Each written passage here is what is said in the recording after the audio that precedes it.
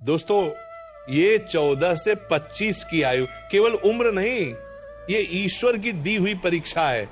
यही वह काल है जहां तुम्हारा एक निर्णय तुम्हें आकाश तक उठा सकता है या अंधकार में गिरा सकता है। तुम अपना समय कहां खो रहे हो?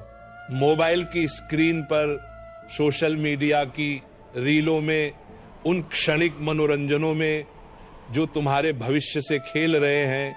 कभी मौन में बैठो और स्वयं से पूछो, मैं अपनी जीवन लीला के साथ क्या कर रहा हूं? अगर उत्तर मौन है तो समझो ईश्वर तुम्हें भीतर से पुकार रहा है। उठो, अब समय आ गया है। एक बार अपनी मां की आंखों में देखो, वह जो हर रात बिना खाए सो जाती है ताकि तुम्हारे सपने भूखे न रह जाएं।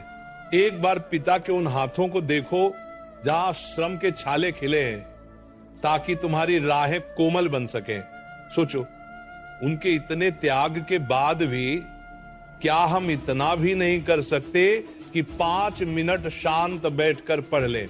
वे तुम्हारे लिए अपना सब कुछ छोड़ सकते हैं, तुम जी। और हम अपनी मोबाइल स्क्रीन से 5 सेकंड के लिए भी नजर नहीं हटा सकते।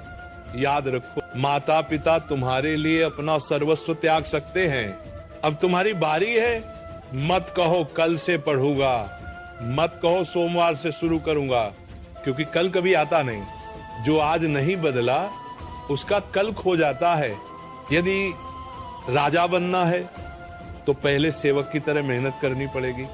यदि सूरज की तरह चमकना है तो पहले उसकी तरह जलना पड़ेगा। तुम्हारे और तुम्हारे सपनों के बीच सिर्फ एक दीवार है, आलस्य की। आज उसे हराओ, कल दुनिया तुम्हारे आगे झुकेगी। हरिवंश राय बच्चन की वाणी याद रखो, कोशिश करने वालों की कभी हार नहीं होती।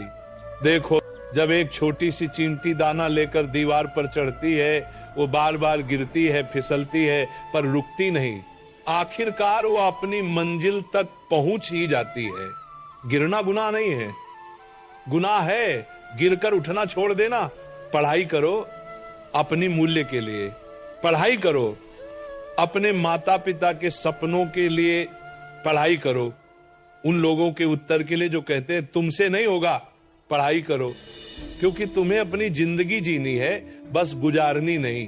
ये युद्ध कोई और तुम्हारे लिए नहीं लड़ेगा, न मित्र, न रिश्तेदार, न कोई चमत्कार। तुम्हें खुद उठना होगा। आज तुम्हारे पास समय है, कल नहीं होगा। आज तुम्हारे पास माता पिता है, कल नहीं होंगे। आज तुम्हारे पास सपने हैं, कल शायद ना हो। इसलिए उठो, अभी इसी क्षण उठो, अपने सपनों के लिए लड़ो, अपने माता पिता के लिए मेहनत करो, अपने आत्म सम्मान के लिए जलो। याद रखो बेटा, आज नहीं तो कभी नहीं, पर जब उठो तो केवल अपने लिए नहीं, उन लोगों के लिए भी उठो जिन्होंने तुम्हारे जीवन को अपनी सांसों से सींचा है, उनके लिए, जिन्होंने तुम्हारी एक मुस्कान के लिए अपना पूरा जीवन समर्पित कर दिया।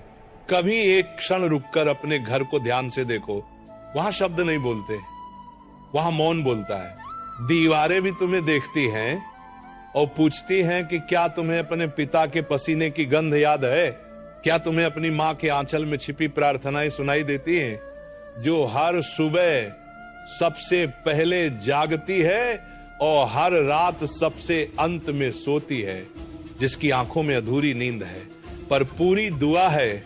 वो मां जो कभी अपने लिए नहीं जीती, हर निर्णय में तुम्हारा चेहरा खोजती है।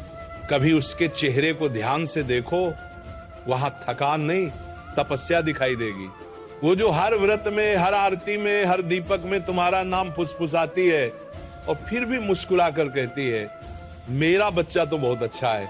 वो पिता जो दिन भर की थकान के बाद भी मुस्कुरा देता है, जिसके हाथों के छालों में तुम्हारे सपनों की नींव रखी है, जो कभी अपनी बात नहीं कहता पर हर रात अपनी नजरों से तुम्हारे भविष्य का चित्र बनाता है। वो जो किसी से नहीं कहता कि कितनी बार निराश हुआ, बस मन ही मन ये सोचता है कि बस मेरा बच्चा गिरा नहीं तो सब ठीक है। उन दोनों ने जीवन का हर सुख तुम्हारे नाम कर दिया है। उन्होंने अपने सपनों के घर की दीवारें तोड़ी ताकि तुम्हारे सपनों का आकाश बन सके। उन्होंने अपने मन की इच्छाएं त्याग दी ताकि तुम्हारे मन की हर इच्छा पूरी हो सके। उन्होंने जीवन में कभी अपने लिए मांगा नहीं, पर तुम्हारे लिए हर देवता से झोली फैलाई। क्या तुम जानते हो, जब तुम देर रात तक फोन में व्यस्त होते हो तब मां दूर से तुम्हें देखती है। वो कुछ नहीं कहती, पर उसके भीतर एक मौन पुकार उठती है, हे भगवान इसे सही दिशा दे। जब तुम असफल होते हो तो पिता बाहर से शांत रहते हैं पर भीतर से टूट जाते हैं। फिर भी अगले दिन वही पिता मुस्कुरा कर कहते हैं, कोई बात नहीं, फिर से कोशिश करना। क्योंकि उनके लिए हारना कोई डर नहीं, पर तुम्हारा हार मान लेना सबसे बड़ा दुख है। उन्होंने अपनी जवानी तुम्हारे बचपन में बिता दी। उन्होंने अपनी इच्छाओं को तुम्हारे सपनों में गला दिया है, और अब वही लोग तुम्हारी सफलता की प्रतीक्षा में मौन बैठे हैं। उनकी आंखों में कोई मांग नहीं, बस एक आकांक्षा है कि हमारा बच्चा हमें गर्व दे। कहा गया है, मातृदेवो भव पितृदेवो भव। मां पिता देवता के समान है। उनकी सेवा केवल शब्दों से नहीं, कर्मों से होती है। जब तुम सच्चाई से पढ़ते हो, जब तुम निष्ठा से काम करते हो, तब तुम उनके चरणों की पूजा करते हो। वो चरण जो तुम्हारे लिए मिट्टी में धंसे ताकि तुम आकाश तक पहुंच सको। मां पिता का आशीर्वाद कोई साधारण ऊर्जा नहीं, वह एक अदृश्य कवच है जिसे न देखा जा सकता है, न तोड़ा जा सकता है। वह हर असफलता में तुम्हें गिरने नहीं देता और हर सफलता में तुम्हें विनम्र बनाए रखता है। कभी कभी जब सब रास्ते बंद लगते हैं, जब मन थकने लगता है, तो बस